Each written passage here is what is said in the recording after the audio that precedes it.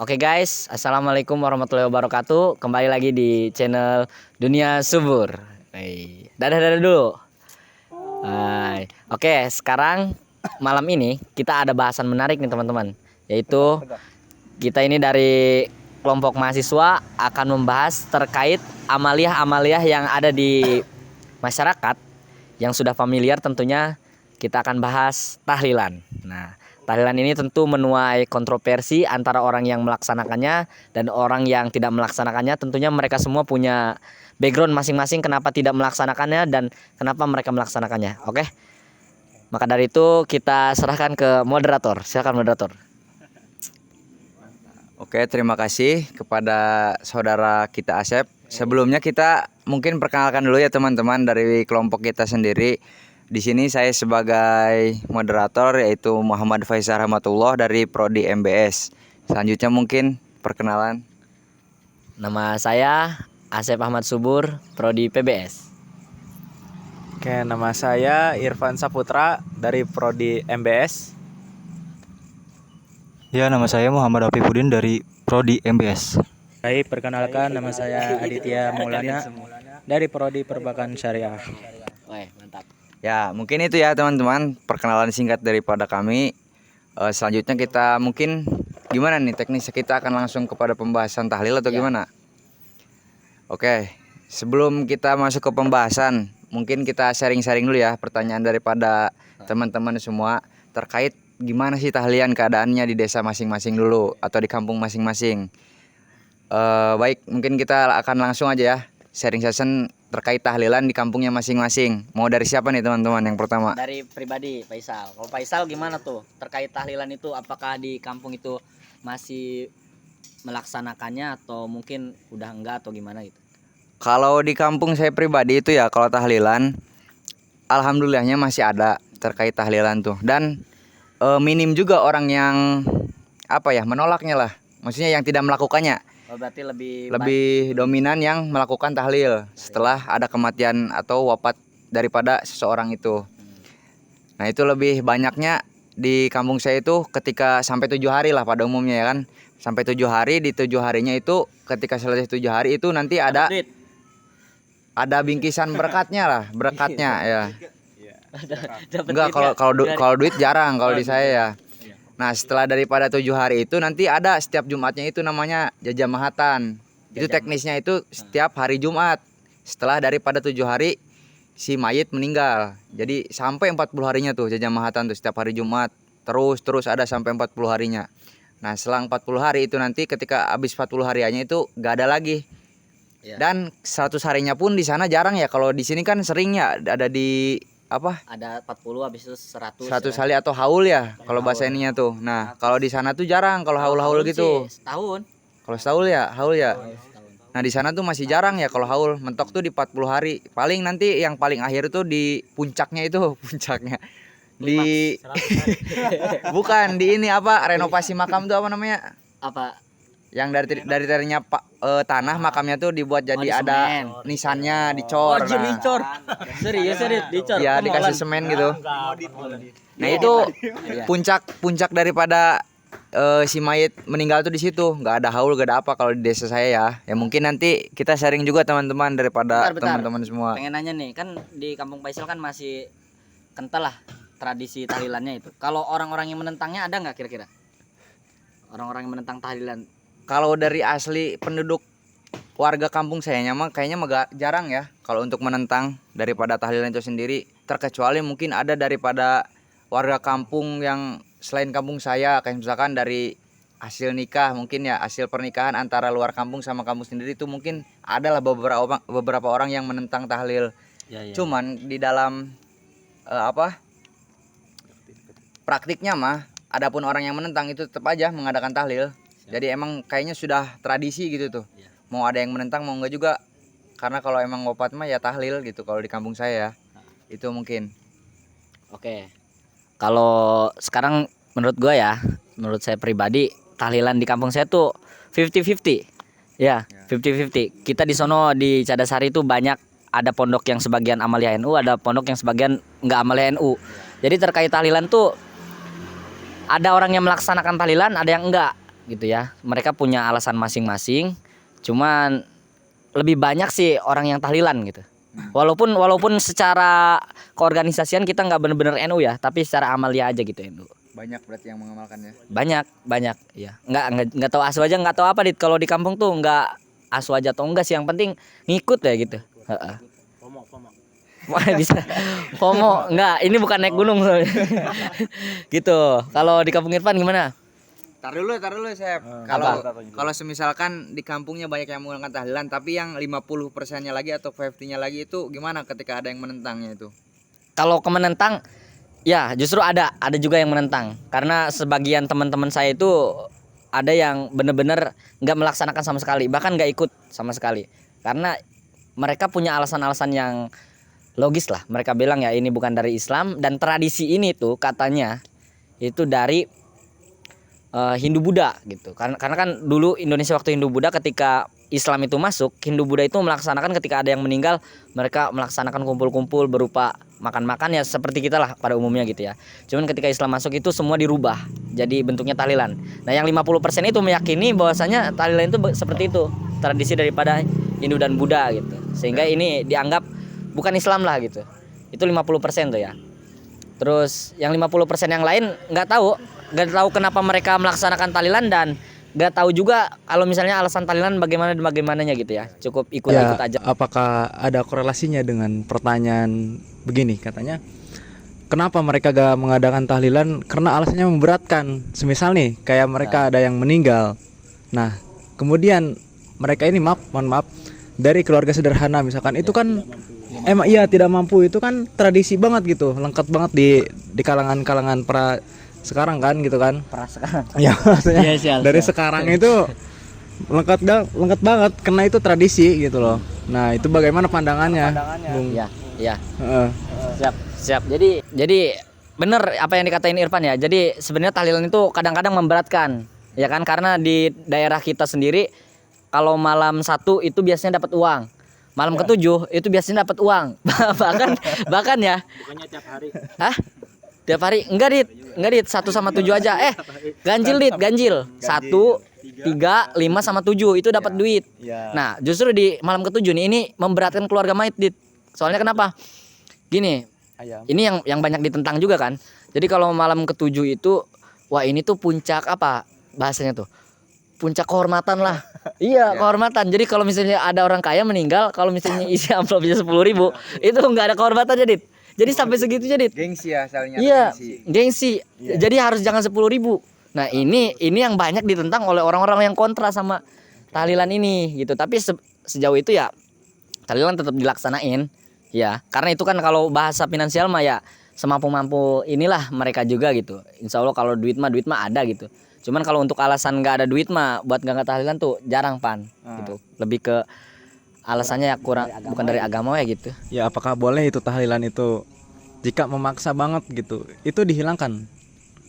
Maksudnya? Bagaimana? Maksudnya itu dari hal suatu kewajiban dalam tradisi misalkan, karena keluarga tersebut ini keberatan gitu, kurang mampu, apakah boleh tidak melaksanakannya itu? Apakah harus banget gitu sampai pinjam ke tetangga ataupun Pinjol ya. ke orang? Jangan pinjol juga, Bung. Iya. Oke.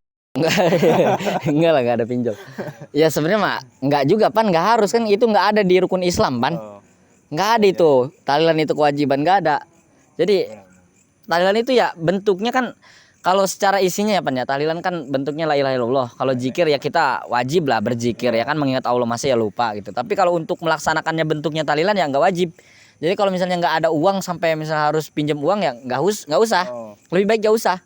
Tapi kadang-kadang di masyarakat dipaksakan gitu ya. Iya, karena emang tradisi kalau nggak tahlilan ya kagok teh ya bisa dimusuhin ya kan. Gitu. Coba sekarang pendapat Irfan. Apa? Oh ya.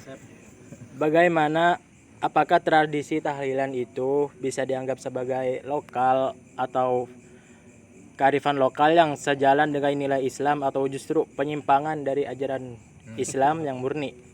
Apakah pendapat? Ya coba ntar dulu gue minta jawaban Apip dulu Pip. Gimana Pip? Itu termasuk penyimpangan atau tradisi? Jawablah. Kalau menurut saya sih bukan penyimpangan ya, tapi tradisi dari adat istiadat yang turun menurun gitu. Dari ya. Ya mungkin ada yang mau menambahkan? Pan, tambahin Pan. Kenapa itu jadi tradisi lah istilahnya? Karena ya mungkin dari tadi itu yang ditanya sama Aditya mungkin dari sisi bid'ah atau enggaknya gitu. Karena itu di zaman para nabi. Para nabi. Para nabi kan belum ada mungkin ya gitu ya. Nah itu cuman tradisi di situ. Iya tradisi sekarang gitu tahlilan kan tidak mewajibkan tapi itu tradisi gitu. Berarti menurut Irfan waktu zaman Nabi nggak ada tahlilan? Kalau menurut saya ya Iya, belum ada sih Chef. belum ada. Iya. Iya. Nggak apa-apa. Menurut Ipan ya. Iya. Mungkin boleh berpendapat yang lain. Nah, kalau dari zaman Nabi itu belum ada, terus siapa yang pertama ngadain tahlilan ini? Nah, siapa Dit menurut lu Dit? Nah, Coba. ini kan jadi suatu pertanyaan nih, kalaupun emang tradisi. Siapa pencetus tahlilan pertama Dit? Apakah Bapak Habib atau siapa?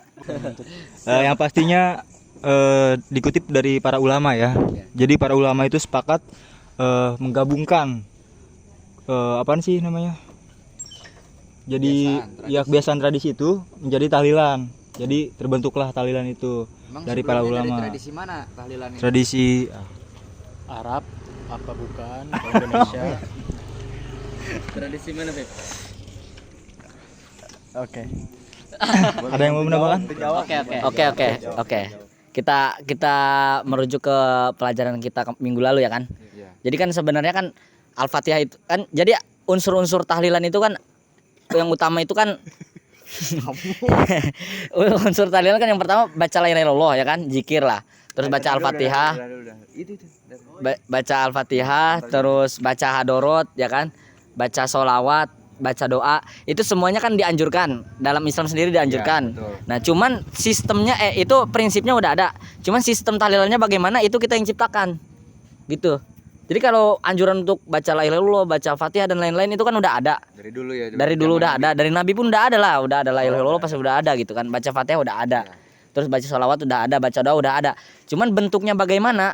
Nah, bentuknya kita tuh kalau di Indonesia tuh lebih ke karena ini kearifan lokal, ini bentuknya zikir bersama lah. Gitu, zikir bersama-sama. Sama misalnya kayak habis sholat lah gitu. Gitu sih. Kira-kira kan kalau misalnya sehabis sholat zikir mah ya itu hal yang biasa ya Dit ya. Ya kan udah ya biasa. Nah cuman yang dipandang gak biasa tuh tahlilan tuh bagi orang yang meninggal gitu. Yang sebenarnya mah nggak harus juga ada orang meninggal tahlilan. Iya. Jadi walaupun gak ada orang yang meninggal kayak tahlilan mah. Tapi Sep, mau nanya dong Sep. Gimana pendapat Asep kalau misalkan si jenazah ini baru meninggal nih 1 hari, terus nggak ngadain tahlilan, di jenazah itu gentayangan misalkan. Wah, Gimana tuh pendapatnya? rumor ya. Ya, coba, gimana Faisal. pendapat Faisal? Gimana? Ya jadi ada yang baru meninggal nih, Ya. 1 hari misalkan sampai 7 hari tuh nggak ada ngadain tahlilan sama sekali. Terus si jenazah itu gentayangan itu gimana Minta tuh? Fatihah. Ya, minta dikirimin doa gitu. Iya. Ya kalau mungkin kita sering dengar itu sebuah apa ya namanya? Mistis. Bukan, apa namanya tuh? Horor. Lebih ke apa yang tahayul. Tahayul ya, tahayul. Mungkin yang sering kita dengar waktu kecil ya, mungkin karena mungkin kita sering dicocoki oleh orang-orang tua dahulu didoktrin Logika mistika ya. ya seputar logika mistika kayak itu, mungkin kita sempat percaya lah. Mungkin saya juga waktu kecil emang sempat percaya karena adanya berarti tahlil tuh ada karena ada tahlil tuh biar jenazahnya tenang, gak gentayangan. Dan pernah ya mungkin suatu saat tuh ketika ada suatu kejadian mungkin di kampung, ketika ada orangnya yang ngediskon umur dalam artian ngediskon umur, ngerti gak ngediskon umur? Enggak. Motong umur. Oh, iya. Nah, itu kan jenazahnya katanya gentayangan dan gak terima di antara langit dan juga bumi ya. Nah, itu sempat viral tuh, iya. Sempat viral, walaupun ada yang tahlil juga, emang boomingnya karena orang yang ngediskon umur tuh rata-rata katanya agak diterima antara langit dan bumi. Nah, itu gak tahu tuh menurut kebenarannya gimana. Sekarang ya mungkin karena emang tadi pertanyaan daripada saudara Apip atau Bung Apip ini terkait apa tahayul ya menurut saya kalau yang sekarang udah saya sedikit mempelajari, ketika orang meninggal tuh udah gak ada lagi, gak bisa balik lagi ke alam dunia, udah beda alam konteksnya. Itu mungkin sedikitnya. Mungkin yang lain boleh lah bisa menambahkan. Ya saya juga setuju ya. Kalau misalnya nggak tahlilan, apakah mayat itu akan gentayangan? Pastinya enggak, ya kan? Pastinya enggak. Itu sih kalau ada cerita begitu, itu cerita itu pasti ada alasannya. Kenapa cerita itu disebarkan? Kan yang tahu gentayangan kan kita-kita gitu kan. Yang mayit mana tahu ya kan? Iya. Iya, mungkin dia udah bener-bener di akhirat gitu kan, nggak balik lagi. Cuman kita yang nyebarin yang menyebarkan cerita-cerita begini ya kan. Itu niatnya supaya kita gitu bener-bener ngadain tahlilan gitu. Ini yang memperkuat, mungkin salah satu yang memperkuat kenapa tahlilan itu harus diadain karena ya salah satunya kita mengirim doa lah gitu. Walaupun kalau misalnya ada salah satu hadis Nabi Muhammad ya kan, kalau meninggal semua putus amalannya kecuali 3 ya kan, ilmu, amal jariah, sama anak yang mendoakan ya kan. Nah kalau misalnya dalam konteks ini kan semuanya udah enggak nih ya kan, kecuali yang bisa masuk ke mayit itu kan doa anak, terus amal jariah sama ilmu yang bermanfaat. Kalau misalnya tahlilan, kira-kira tahlilan nyampe nggak sih ke mayitnya? Menurut Adit gimana, Dit? Menurut Adit tahlilan nyampe nggak? Menurut saya tuh ya soal tahlilan nyampe atau enggaknya itu nyampe ya. Karena ya itu tadi yang sempat Asep bahas, yaitu 3 amalan ya. Nah, yang pertama di antaranya itu adalah anak yang soleh. Nah, apabila anak yang soleh ini mendoakan orang tua yang telah meninggal, nah maka moga maulah al-fatihahnya doanya itu nyampe gitu ke atau bapaknya lah atau saudaranya gitulah. Oh berarti korelasinya sama poin yang anak soleh berarti tahlil. Iya, tapi kan tahlilan yang tahlilan bukan anak-anaknya. Iya juga ya. Iya. Gimana? Kira-kira nyampe tuh doa Al-Fatihah itu ya. Sebenarnya gini ya, itu kan suka ada setelah tahlilan itu biasa dibagi besek ataupun uang gitu kan. Nah itu dihajatkan kepada si mayit yang udah meninggal itu. Besek itu. Iya bukan beseknya juga. Jadi sedekahna lah gitu ya. Sedekahnya, iya. Output dari keluarga tersebut itu supaya amalannya itu nyampe kepada mayit gitu. Kan tadi amalannya itu gak terputus kan kepada mayit kan, Sep, yang kata Asep bilang. Ya. Nah begitu sih kata Irfan, jadi ada sangkut pautnya lah, masih nyambung gitu. Nyambungnya di sebelah mana? Ilmu bermanfaat, amal jariah atau anak soleh? Amal. Amal jariah. Heeh. Iya bisa jadi. Iya. Gitu. Kalau menurut pandangan saya pribadi, yang kemarin sempat kita bahas minggu kemarin itu karena ada beberapa pendapat ulama juga yang berbeda terkait sampai atau enggaknya pahala tahlilan ini.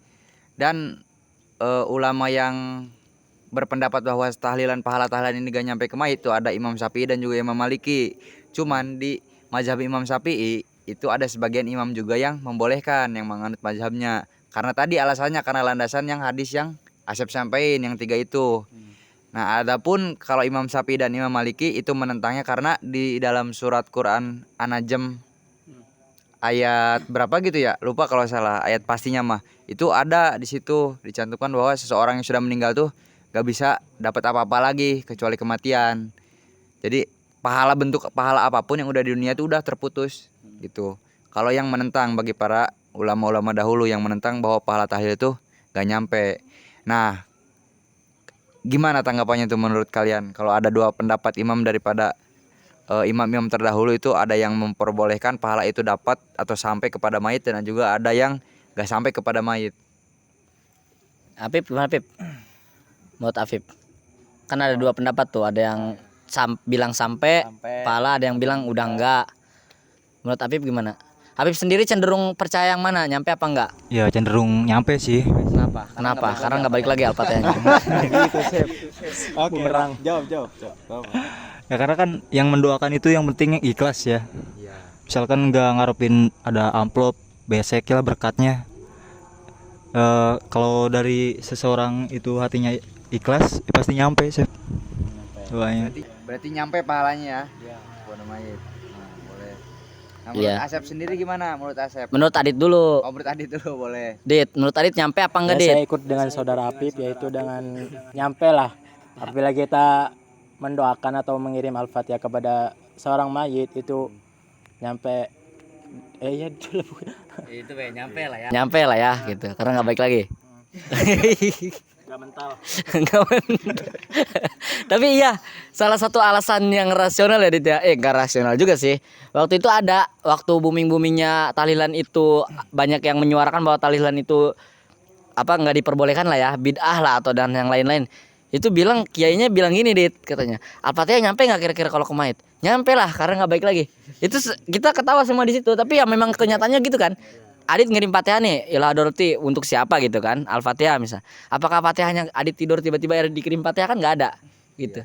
Tapi kalaupun misalnya Fatihahnya baik lagi, artinya berarti tanya jawab, bisa tanya jawab gitu ya kan? Gitu. Tapi ya kalau Hasib sendiri percayalah bahwa tahlilan, kalau yang penting niatnya ikhlas ya.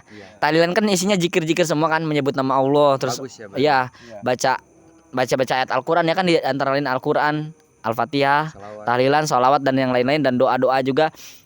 Hasib yakin itu tuh doa tuh tetap didengar sama Allah. Tapi kalau untuk nyampe ke mayit atau enggaknya, ya itu kembali kepada kepercayaan masing-masing lah gitu. Yang penting kita sudah melakukan amal-amal yang baik lah. Karena yang jadi poin daripada kenapa tahlilan itu harus tetap ada menurut Asep sendiri gitu ya. Karena itu bentuk kita, bentuk bakti sosial kita lah kepada keluarganya gitu. Kayak misalnya ada yang meninggal nih. Nah, pasti si keluarga itu yang ditinggalkan keluarganya itu kan pasti merasa sedih, Sal. Iya, betul. Sedih. Misalnya ada keluarga yang ditinggal nih, tetangga kita misalnya yang jauh di sana misalnya. Salah satu keluarganya meninggal. Nah, dia tuh sedih. Ya kan? Nah, kita sebagai keluarganya tetangga-tetangganya, kita tuh harus punya rasa kepedulian lah, ya kan? Empati, berempati. Makanya kita datang ke rumahnya. Nah, daripada datangnya itu diem-dieman ya kan? Datang ke rumahnya mau ngapain? Numpang makan doang. Itu jelek. Mendingan kita baca Quran. Tahlilan itu alasan baiknya kan? Coba bayangkan kalau misalnya nggak ditahlilan, ya kan? Pasti sedih dia. Ya kan? Pasti sedih ketika misalnya dia ditinggal keluarganya yang meninggal, terus keluarganya nggak ada yang mau datang ke situ gara-gara jangan berkumpul-kumpul bid'ah atau dan yang lain gitu kan, nggak percaya tahlilan. Kasihan juga kan. Nah, lebih baik kita tahlilan di rumahnya gitu, bagus itu kan. Jadi menurut saya bagus sih, itu kesimpulannya. Oke, kalau itu terkait masalah sampai atau tidaknya pahala ya untuk seorang mayit. Sekarang kita mungkin ngebahas yang paling sering kita dengar nih, antara kontroversi bahwa tahlil itu boleh enggak. Itu mah lebih ke ziarah ya. Enggak jadi. Mungkin itu kesimpulannya ya. Daripada tadi yang dijelasin Asep, saudara Irfan dan Jadi saudara Apip. intinya Faisal lebih pro tahlilan apa enggak? Kita jawab satu-satu ya. Iyalah. Semuanya ya. Ya. Kalau saya sih lebih ke pro tahlilan. Ya. Kalau saya. Alasannya karena tadi segala bentuk kebaikan itu dibungkus dalam Islam lah ya. dalam ya tahlilan itu. Entah bentuk empati simpati kita kepada keluarga yang ditinggalkan, ataupun bentuk daripada keluarga itu memberikan sedekah atau amal yang lainnya untuk si mayit itu melalui tahlilan itu sendiri. Ada bentuk-bentuk sedekahnya kan di situ, mempererat silaturahmi juga salah satunya. Mungkin itu kan banyak juga manfaatnya yang bisa kita ambil daripada tahlil. Terlepas ya pahala atau sampai atau tidaknya pahala ke mayit itu terlepas dari itu ya. Kalau dilihat dari sudut pandang lain sih ya bagus menurut saya. Jadi pro kepada tahlil. Menurut saudara Asep gimana? Kalau menurut saya itu ya, saya bisa pro dan bisa enggak tahlilan juga. Tapi dua-duanya tetap baik ya. Kalau misalnya saya mengambil pro tahlilan ya karena alasan-alasan emosional ya kan. Alasan-alasan kita kekeluargaan, kita menemani keluarganya, terus kita mendoakan keluarganya, kita meramaikan rumahnya. Kalau alasan enggak rasionalnya ataupun kontranya, karena itu mungkin bisa jadi memberatkan gitu ya. Itulah. Gimana saudara Irfan? Ya, menurut saya pribadi ya, kalau misalkan tahlilan atau enggaknya itu saya lebih balance sih. Seperti kayak kalau kita pengen berbuat baik, maka mengadakanlah tahlilan. Kalau misalkan itu enggak mampu ataupun keberatan, gak usah ngadain tahlilan, karena itu tidak bermasalah kan. Misalkan gak ada tahlilan juga tidak bermasalah begitu. Kalau kita mau berbuat kebaikan, maka tahlilan lah gitu. Sedekah lah ya. Iya, sedekah di situ. Oke. Afif. Kalau saya sih lebih ke pro ya. Karena kan apa salahnya kita mendoakan orang yang sudah meninggal, ya kan? Siapa tahu kan, misalkan kita nggak ada umur, kalau misalkan nggak ada yang doain, siapa lagi kalau bukan Tetangga. ya tetangga. Berarti lebih ke peduli ya. Ya, kepedulian kita. Selanjutnya. Siapa nih? Ya menurut saya sih lebih ke pro, karena bentuk kita empati lah kepada keluarga yang telah ditinggalkan. Nah, apabila kita tidak mengadakan tahlil, ya itu kembali kepada kita, apa kitanya mampu atau tidak. Nah, maka dari itu kita melihatlah sebelum lakukannya tahlil itu tersebut Sesuai keadaan lah ya. sesuai keadaan. Mungkin sekian. Oke, itu berarti ya kesimpulan daripada kita teman-teman. ada lagi yang mau ditambahin atau kita cukupkan nih sampai di sini segala Oke. pembahasannya atau mengambil kesimpulan boleh saudara? Oke, kesimpulan. Jadi dari kita semua kita tetap melaksanakan tahlilan dan kita juga kita netral ya kan. Kita bentuknya apa ya? Kita tuh jalan tengah lah. Kita lebih ke wasatiyah lah ya, jalan tengah. Jadi tahlilan itu bisa baik dan bisa buruk dan bisa dilakukan dan boleh juga kalau nggak dilakukan. Oke. Tutup Sal. Ya mungkin itu ya teman-teman, sedikit pembahasan ataupun bisa dibilang diskusi mungkin ya dari kita. Sedikit diskusi pada malam hari ini, tidak lain tidak bukan ini untuk memenuhi tugas kuliah daripada mata kuliah Masail Diniyah teman-teman. Jadi gitu. Oke. Tutupnya langsung aja lah sama yang punya channel. Mungkin kita tutup langsung ke yang punya channel. Oke, terima kasih teman-teman yang udah nyimak. Sampai jumpa. Mohon maaf bila ada kesalahan. Wassalamualaikum warahmatullahi wabarakatuh.